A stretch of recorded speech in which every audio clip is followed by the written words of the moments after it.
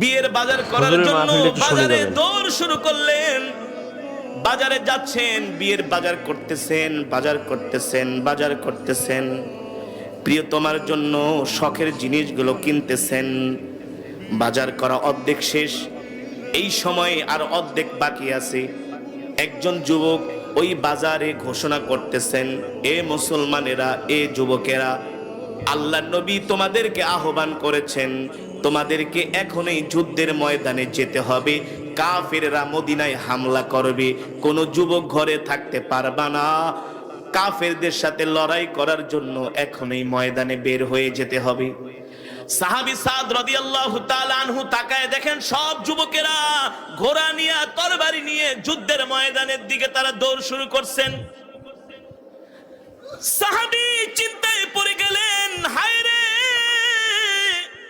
আমার মুসলমান ভাইয়েরা কাফেরের বিরুদ্ধে লড়াই করবে আর আমি বিয়ের বাজার করব, এটা হতে পারে না।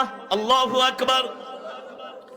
সাহাবী মনে মনে চিন্তা করেন, আমি বিয়ে করব, আনন্দ করব, ফুর্তি করব, আর আমার কলিজার টুকরা নবী যুদ্ধের ময়দানে যুদ্ধ করবে, এটা হতে পারে না।